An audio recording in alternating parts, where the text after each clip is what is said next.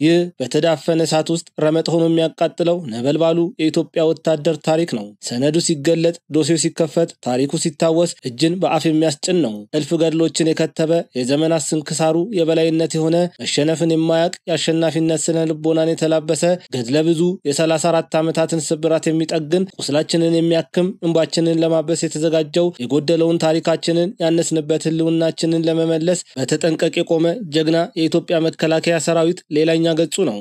ለክርስትና ወደ ፍጽምና የተጠጋ ፍቅር ያላቸው ሰዎች በአንገታችን ላይ ያለው ጥቁር ክር የእምነታችን መለያ የክርስትናችን ጌጥ ነው። ይህንን ውበታችን በጉልበት ለመንጠቅ የሚመጣ ማንኛውም አካል ቀድሞ አንገታችንን ሊወስድ ይችላል እንጂ ክብራችንን ከአንገታችን ላይ ሊያስወልቅ አይችልም ይላሉ። በእስልምና ሃይማኖት ውስጥ ያሉ ሰዎች ደግሞ ሂጃባችን ክብራችን፣ ቆባችን ደግሞ እኛነታችንን የምንገልጽበት የሃይማኖታችን መለያ ነው የሚሉ ሲሆን የትኛውም አካል በእጃችን የምንይዘው ሙስባችንን ለመንጠቅ ቢመጣ እጃችንን እንጂ ሙስባችንን ቀማን አይችልም በማለት ይናገራሉ። ሐሰብም ለኛ ኢትዮጵያውያን የአንገት ክራችንን ያክል እንዲሁም የሂጃባችንን መጠን ክብር አለው። ስለዚህ ትናንትና በሻቢያ ሴራና በኢህአዴግ አገር ሻጭነት ምክንያት የተወሰደው ምልክታችንን ይሄኛው ትውልድ ወደ እናት ምድሩ ይመልሳል ሲሉ በአሰብ ጉዳይ ላይ አስተያየታቸውን የሰጡ ኢትዮጵያውያን ይናገራሉ።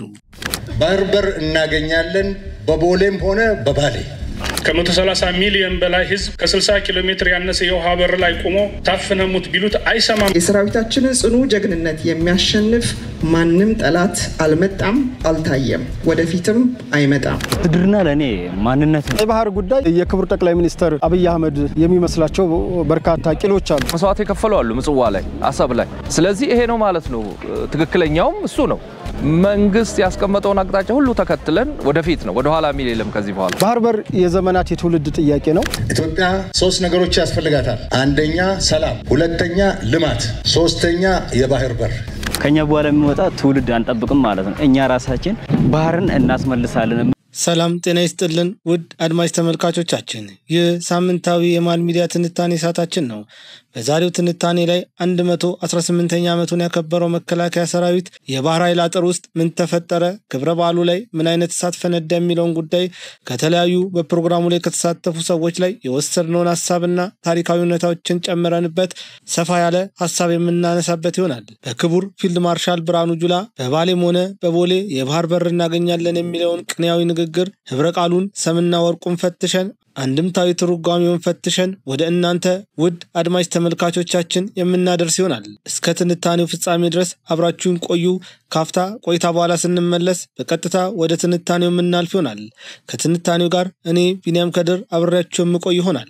በካሬ 81 ሺህ ብር ብቻ በሜክሲኮ አፍሪካ ህብረት አጠገብ በሚገኘው ሳይታችን አባይ ሆምስ ይዞላችሁ ቀርበዋል። ባለ 1 መኝታ በ631 ሺህ ብር፣ ባለ 2 መኝታ በ1 ሚሊዮን ብር፣ ባለ 3 መኝታ በ1.2 ሚሊዮን ብር በ10% ቅድመ ክፍያ ከፍለው ቀሪውን በረጅም ጊዜ ያከፋፈል እንዲሁም የንግድ ሱቆችን ከ3 ሚሊዮን ብር ጠቅላላ ክፍያ ጀምሮ አቀርበንላችኋል። ልብ ይበሉ፣ ይህን ቪዲዮ አይተው ለሚመጡ 10 ደንበኞች ብቻ የዚህ ታላቅ ቅናሽ ተጠቃሚ ይሆናሉ። ለበለጠ መረጃ ይደውሉ። አባይ ሆምስ። አንድ ጊዜ ተሳስተናል። ዛሬ ትናንትና አይደለም። የኛ ልጆች አውቆሚውን ሳያውቁ ተሳስተዋል። ላለፉት 30 ዓመታት ተኝተናል፣ አንቀላፍተናል። አሁን ላይ ግን ነክተናል። የባህር በር ያስፈልገናል። መከላከያችንን እናጠናክራለን፣ ልማታችንን እናፋጥናለን፣ ወደባችንን በባሌም ይሁን በቦሌ እናስመልሳለን። ይህ ንግግር ከኔ አንደበት የወጣ አይደለም። ይህ ንግግር እንዲሁ ተራምኞት አይደለም። ላለፉት 118 ዓመታት በእሳት ተፈትኖ ለኢትዮጵያ ሰው ባስፈለጋት ወቅት ከሰውም በላይ ሰው ሆኖ የሚገኝላትን ወታደር የሚያፈራው ታላቁን የመከላከያ ሰራዊት ተቋም የሚመሩት ክቡር ፊልድ ማርሻል ብርሃኑ ጁላ የተናገሩት ንግግር ነው። ፌር አይደለም፣ ዓለም አቀፍ ሕግ አይደለም፣ ሎጂክም አይደለም። በጣም አሳፋሪ ነው። 30 ዓመት ተኝተናል፣ አሁን ነቅተናል። መከላከያ ሰራዊታችን እናጠናክራለን፣ ልማታችን እናፋጥናለን፣ ባህር በር እናገኛለን በቦሌም ሆነ በባሌ። ይህ ንግግር እንዲሁ በዋዛ የሚታይ አይደለም። ይህ ንግግር ትልቅ እንድምታ፣ ብዙ ትርጓሜዎችን በውስጡ የያዘ ውስጠ ወይራ ንግግር ነው። ይህ ንግግር ቅኔ ነው። ለመፍታት ህብረ ቃሉንና ሰሙና ወርቁን ፈልጎ ማግኘት ያስፈልጋል። ከተቻለ በንግግር ካልተቻለ ህጋዊ ጥያቄዎችን ለሚመለከተው አካል በማቅረብ ኢትዮጵያ በግፍ የተቀማችውን አንጡር ሀብት ማስመለስ ያስፈልጋታል። ይህ የማይሆንና አስገዳጅ ሁኔታ ከተፈጠረ ደግሞ በሰማይ የሚበረውን በምድር የሚዘገዘገውን በሚንቀለቀል እሳት ውስጥ መራመድ የማይፈራውን ታላቁን የኢትዮጵያ ወታደር በእግር 60 ኪሎ ሜትር ወክ እንዲያደርግ በማዘዝ አሰብን ረግጦ ቀይ ባህርን መጨበጥ ይቻላል ማለት ነው። ይህ የፊልድ ማርሻል ብርሃኑ ጁላ ንግግር ቅኔው ሲፈታ ህብረ ቃሉ ሲገኝ ሰምና ወርቁ ሲበተን የሚሰጠን የትርጓሜ አንድምታ ነው። የኢትዮጵያ ወታደር የአሸናፊነት ህያው ምስክር ነው። ይህ ወታደር በሚንቀለቀል እሳት ውስጥ በሚስገመገም አውሎ ንፋስ ውስጥ ሐሞቱን ኮስተር አድርጎ ለእናት ሀገሩ አንድያ ነፍሱን ሳይሰስት የሚከፍል የጀግንነት ልክ የወንድነት ጥግ ማሳያ ነው። የኢትዮጵያን ወታደር አፍሪካም እስያም አውሮፓም ያውቀዋል። ባለመደፈሩና ባለመንበርከኩ ደግሞ ዓለም ዛሬም ድረስ የኢትዮጵያን ስም ስትጠራ የአድዋን ገድል አትረሳም። በተለያየ ጊዜ እንደ አዲስ ሲመሰረት የቆየው የኢትዮጵያ መከላከያ በዘመናዊ መልኩ ከተቋቋመ 118 ዓመታትን አስቆጥሯል። በአሁኑ ሰዓት ህዋት ያፈረሰውን የባህር ኃይል እንደ አዲስ በማደራጀት አየር ኃይልን፣ እግረኛንና ሳይበርን ጨምሮ 4 የመከላከያ ክፍሎች በስራ ላይ ይገኛሉ። የመከላከያ ዋና አዛዥ ጠቅላይ ሚኒስትር ዶክተር አብይ አህመድ ሲሆኑ ኢንጂነር አይሻ መሐመድ ደግሞ የመከላከያ ሚኒስቴር በመሆን ያገለግላሉ። በኢትዮጵያ ታሪክ የመጀመሪያው ፊልድ ማርሻል መሆን የቻሉት ብርሃኑ ጁላ ደግሞ የጦር ኃይሎች ዋና ኢታማዦር ሹም ሲሆኑ ጀነራል አበባው ደግሞ የጦር ኃይሎች ምክትል ኢታማዦር ሹም ናቸው። የኢትዮጵያ አየር ኃይል ከተመሰረተ 95 ዓመታትን ያስቆጠረ ሲሆን የአየር ኃይሉ ዋና አዛዥ ሌተናል ጀነራል ይልማ መርዳሳ ሲሆኑ የእሳቸው ምክትል በመሆን አየር ኃይሉን የሚያገለግሉት ብርጋዴር ጀነራል ተስፋዬ ለገሰ ይባላሉ። የኢትዮጵያ የባህር ኃይል መቀመጫውን ምጽዋ ላይ አድርጎ እንደ አውሮፓውያን አቆጣጠር በ1955 ዓመተ ምህረት የተመሰረተ ሲሆን እስከ 1996 ዓመተ ምህረት አገልግሎት ሲሰጥ ቆይቷል። እንደ አውሮፓውያን አቆጣጠር በ1990 መቀመጫውን ወደ አዲስ አበባ ያዘዋወረ ሲሆን የኢትዮጵያ ባህር ኃይል ከ6 ዓመታት የአዲስ አበባ ቆይታው በኋላ አገልግሎቱን አቋርጧል። ኢትዮጵያ የባህር በር ባይኖራትም ጠቅላይ ሚኒስትር ዶክተር አብይ አህመድ ስልጣን ከያዙ በኋላ በ2019 ዓመተ ምህረት እንደ አዲስ መቀመጫውን አዲስ አበባ ላይ በማድረግ አገልግሎት መስጠት ጀምሯል። ጠቅላይ ሚኒስትሩ አርቆ አሳቢ ሲሆኑ የባህር ኃይልን እንደ አዲስ ያቋቋሙት የባህር ኃይል ለኢትዮጵያ ስለሚያስፈልጋት ብቻ አይደለም፣ በየትም ብለው ግን የባህር በር እንደሚያገኙ ስለሚያምኑ ነው የሚሉ ብዙ ፖለቲከኞች አሉ። በአሁኑ ሰዓት የኢትዮጵያ አየር ኃይል ዋና አዛዥ ሬር አድሚራል ክንዱ ገዙ ሲሆኑ የእሳቸው ምክትል በመሆን አየር ኃይሉን የሚያገለግሉት ሬር አድሚራል ናስር አባዲጋ ናቸው። የዛሬዋን ኢትዮጵያ ብቻ ሳይሆን የጥንቷን አቢሲኒያ በማጽናት ግዛቷን በማቅናት ዛሬ መካከለኛው ምስራቅና የደቡብ ህንድ አካባቢዎች ሳይቀር ያስተዳድር የነበረ ገናና ታሪክ ያለው ሀገርና ህዝብ ነበር። ከ130 ሚሊዮን በላይ ህዝብ ከ60 ኪሎ ሜትር ያነሰ የውሃ በር ላይ ቆሞ ታፍነሙት ቢሉት አይሰማም ብቻ ሳይሆን በዚህ ሰጣ ገባ መሃል የሚነሳው መሳሳብ ይዞት የሚመጣው መዘዝ ለጠቅላላ ቀጠናው በጎ ውጤት ስለማይኖረው በቀጠናው ያሉ ወንድሞቻችን ከልህ ውሳኔና ባልበላውም ሞነጭረዋለሁ አባባል ወጥተው በሰጥቶ መቀበል መርህ ተፈጥሮ ከቸረን ሀብት ተጋርቶ መምረጥ ለሁሉም አዋጭ መንገድ መሆኑን በዚህ ዕለትና በዛ አጋጣሚ ማስገንዘብ ተገቢ ይሆናል። ኢትዮጵያ በአሁኑ ሰዓት 3 ነገሮች ያስፈልጓታል። ኢትዮጵያ 3 ነገሮች ያስፈልጋታል። አንደኛ ሰላም፣ ሁለተኛ ልማት፣ ሶስተኛ የባህር በር። እውነት ነው። ለዘመናት አርፋት ታቅም ሁሌም ጦርነት ሁሌም አለመረጋጋት ያለባት ሀገር ናት። ሁሉም ፈተናዎቿ የሚመነጩት ከአንዲት ሀገር ነው። ዘመናት ቢያልፉም ጊዜዎች ቢሄዱም እልፍ ሌሊቶች ቢነጉድም ከአብሮ ማደግ ይልቅ የብቸኝነት ጉዞን የምትመኘው ግብጽ ኢትዮጵያ ፊቷን ወደ ልማት እንዳትመልስ ትልቅ ፈተና ሆናብን ኖራለች። አሁን መንግስት ነቅቷል። የኢትዮጵያ ሕዝብ በሚገባ ወዳጅና ጠላቱን ማወቅ ችሏል። ላለፉት 7 ዓመታት ኢትዮጵያ ከመቼውም ጊዜ በበለጠ በማዕበል ላይ እንዳለች ታንኳ እየተናወጠች ትገኛለች። መርከቧ እንዳትሰምጥ መህልቋ እንዳትጠፋ የኢትዮጵያ ሕዝብና መንግስት በታላቅ ተጋድሎ ወደፊት እየተራመደ የሚጎትቱትን ነገሮች ሁሉ በፌራሪ ጉልበት እየጣሰ ይገኛል። እድሜ ለአርበኛ ሰራዊታችንና ከእውነት ጎን ለቆመው ሕዝባችን አልሆነላቸው አለ እንጂ ባለፉት 7 ዓመታት ኢትዮጵያን አፍርሰው ጸጋዎቿን ለመቀራመት ያልሞከሩት ሙከራ ያልወረወሩት ፍላጻ የለም። ይህች ሀገር መሰረቷ የጸናው የልጆቿ ደም ፈሶ አጥንቶቿ ተከስክሶ እንጂ እንዲሁ የተገኘ በነፃ የመጣ ትልቅነት የለም። ከጉራ እስከ ጉንዲት፣ ከአድዋ እስከ ዶጋሊ፣ ከማይጮ እስከ ኦጋዴን፣ ከመቅደላ እስከ ባድመ እልፍ ልጆቿን ገብራ በሚነድ ዲን ውስጥ በሚያፍን ጢስ ውስጥ ተጉዘው እጅ ሳይሰጡ ታላቅ ሀገር ያስረከቡን የአባቶቻችን አደራ አለብን። የሚፈትነን ነገር ሳይኖር ቀርቶ ሳይሆን በፈተና ውስጥ ጸንቶ ለእናት ሀገሩ ጋሻና መከታ ከብረት የጠነከረ ፍላጻን የሚታገል ትውልድ ስላለን ነው። አጠቃላይ ኢትዮጵያ የጸናችው ጋሻዎቿ ፈጽሞ ስላልተሸነፉና ስላልደከሙ ነው።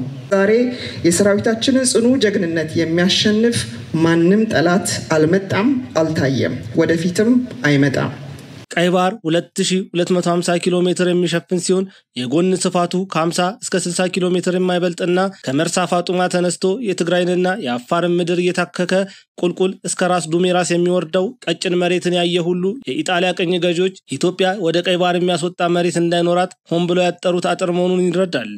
የሚገርመው ይህች ሀገር በታሪኳ በጥንት አክሱማውያን ዘመነ መንግስት የመንና ደቡብ አረቢያን ሳይቀር ታስተዳድር ነበር። ይህች ሀገር ይህንን ያክል ታሪክ ነበራት። ምን ተፈጥሮ ነው? ከመከላከያ አጥር ስርስ ምን ተገኝቶ ነው? ታሪኳ ከገድላቷ የጎደለው ምንስ ተገኝቶ ነው ዛሬ ጎደለውን ለመሙላት እየጣረች ያለችው?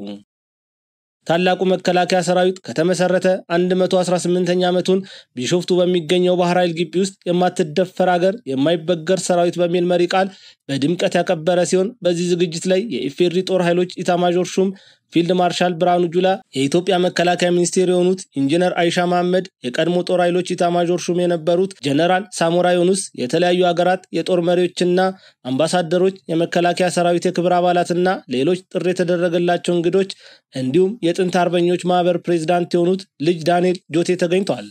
በዚህ 118ኛው የመከላከያ ሰራዊት አባላት ቀን ላይ 6 ሰዎች የመከላከያ ሰራዊት የክብር አባላት ዕውቅና የተሰጠ ሲሆን ከነዚህ ከ6ቱ አባላት መካከል በጅማት ፕሮግራማችን ላይ እንግዳ የነበሩት አቶ ባረንቱ ገዳ አንደኛው ተሸላሚ መሆን ችሏል። እኔ እንደነሱ ላቤን ደሜን አጥንቴን ሰብሬ የሰራሁት ነገር የለኝም። ብዙ መስዋዕት የከፈሉ አሉ ምጽዋ ላይ አሰብ ላይ። ስለዚህ ይሄ ነው ማለት ነው። ትክክለኛውም እሱ ነው። መንግስት ያስቀመጠውን አቅጣጫ ሁሉ ተከትለን ወደፊት ነው፣ ወደ ኋላ ሚል የለም ከዚህ በኋላ። መከላከያ ሰራዊት የክብር አባልነትን መስጠት ከጀመረ 3 ዓመታትን የሞላው ሲሆን በእነዚህ 3 ዓመታት በአጠቃላይ 34 ሰዎች ተሸላሚ መሆን ችሏል። በመጀመሪያው ዓመት 24 ሰዎች፣ በሁለተኛው ዓመት ደግሞ 4 ሰዎችን የክብር አባል እንዲሆኑ የተደረገ ሲሆን በ2018 ዓ.ም ለ6 ሰዎች የክብር አባልነት ማዕረግ ተሰጥቷል። ከነዚህ 6 ሰዎች መካከል ሌላኛው ተሸላሚ መሆን የቻለው በሐቅና ሳቅ ሚዲያ ላይ ከስፍራው በሚል ፕሮግራም የሚታወቀው ቴዎድሮስ አያሌው ይገኝበታል። በቅድሚያ የመሃል ሚዲያ ቤተሰቦች በተመታው ጊዜ ከጎኔ ቆማችሁ ኢትዮጵያዊ ወገንተኝነታችሁን በማሳየታችሁና እኔም ዛሬ ለዚህ ክብር በመብቃቴ ክብሩ ለእናንተ ይሁን ነው የምለው። በተለይ ሐቅና ሳቅ አዲስ ምንጭ እንዲሁም መሃል ሚዲያ ኢትዮጵያዊ ሚዲያ ስለሆናችሁ ከሚዲያ አንፃር የደረሳችሁልኝ እናንተ ስለሆናችሁ በቅድሚያ አመሰግናለሁ። በመቀጠል በዛሬው ዕለት ትልቅ ኩራት ነው የተሰማኝ። በጣም ደስ ብሎኛል። ሌላው ከለውጡ መንግስት አንዱ ከምንደግፈው የኢትዮጵያን ታሪክ አሰናስኖ በመጥፎም ይሁን በጥሩ የኢትዮጵያ ታሪክ እስከሆነ ድረስ የጀግናው መከላከያ ሰራዊታችንም ታሪክ ከቀደምት አባቶቻችን ታሪክ መሰረት አድርጎ ዛሬ ለ118ኛ ዓመት ክብረ በዓል ተገኝተናል። እንግዲህ በዓሉን ልዩ የሚያደርገው ይባላል ብዙ ጊዜ ለኔ በዓሉን ልዩ የሚያደርገው በዚህ 118ኛ ዓመት በዓል ላይ የክብር አባል ከ5 ጓደኞቼ ጋር ከጀግኖች ኢትዮጵያውያኖች ጋር እንዲሁም ከመከላከያ ሰራዊታችን ጋር አብረው ከወገኑ ሰዎች ጋር በክብር በመቆሜ እንዲሁም እጅግ ከማከብራቸው ከፊልድ ማርሻል ብርሃኑ ጁላ እጅ ይህንን የክብር ሜዳሊያና ዋንጫ በመረከቤ ታላቅ ኩራት ተሰምቶኛል። ይሄ ለኔ ኢትዮጵያ አደራ የሰጠችኝ ነው ብዬ ነው ማስበውና ለትልቅ ለሌላ እንግዲህ ተጋርሎ ለሌላ ፍልሚያ ነው እየተዘጋጀው ያለውትና በጣም ኮርቻለሁ። በጣም ደስ ብሎኛል። የማትደፈር ሀገር የማይበገር ሰራዊት በሚል መሪ ቃል የተከበረው 118ኛው ዓመት የመከላከያ ሰራዊት ቀን ላይ ሚዲያችን መሃል ሚዲያ ላበረከተው አስተዋጽኦ ተሸላሚ ከሆኑ ተቋማት መካከል አንደኛው መሆን ችሏል። ደሳለኝ አበራ አሁን የነን ሰምቶ በራሱ ትራንስፖርት ከውጭ ሀገር ከተፍ ያለ መሃል የተሰኘ ሚዲያ ያለው ነው።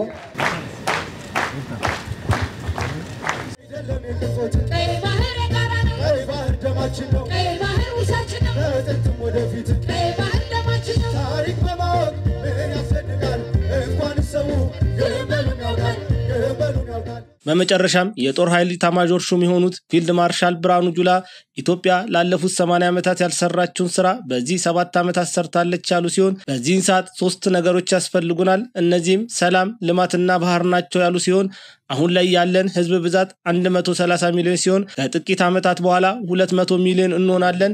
ይህንን ያክል ህዝብ ይዘን 2 ሚሊዮን ህዝብ ባላቸው ሀገራት ታፍነን አንኖርም፣ በባሌም ይሁን በቦሌ ወደቡን እናሳካለን ሲሉ ተደምጧል። ህዝባችን አሁን 130 ሚሊዮን ነው። በሚቀጥሉት 25 ዓመታት 200 ሚሊዮን ይሆናል። እንዴት በ2 ሚሊዮን ማህበረሰብ ጥቅም የ200 ሚሊዮን ህዝብ ጥቅም ይዘጋል። ፌር አይደለም፣ ዓለም አቀፍ ህግ አይደለም፣ ሎጂክም አይደለም። በጣም አሳፋሪ ነው። 30 ዓመት ተኝተናል። አሁን ነቅተናል። ባርበር እናገኛለን በቦሌም ሆነ በባሌ። ታላቅ የምስራች በ4 ሚሊዮን 400 ሺህ ብር በአጠቃላይ ክፍያ የቤት ባለቤት ይሆኑ። ሜሪት ፕሮፐርቲስ በሪል ስቴት ዘርፍ እንዲሁም በኮንስትራክሽን 2 አስርት ዓመታትን ያስቆጠረው ድርጅታችን አሁን ደግሞ ሰፊ ሙያዊ ክህሎት ተላብሶ የፖስቴንሽን ኮንስትራክሽን ቴክኖሎጂ ተጠቅሞ በውባ ፒያሳ ዘመናዊ መኖሪያ አፓርትመንት ቤቶችን በተመጣጣኝ ዋጋ አቅርበንሎታል። አራዳ ፓርክና ወዳጅነት ፓርክ ከፊትና በስተጀርባ ያደመቁት የውብ መንደራችን 2 ቤዝመንት ያለው እስከ 4ኛ ወለል ደረጃውን የጠበቀ ሞል እንዲሁም ባልተለመደ መልኩ 5ኛና 6ኛ ተጨማሪ መኪና ማቆሚያ ሆኖ ያገለግላል።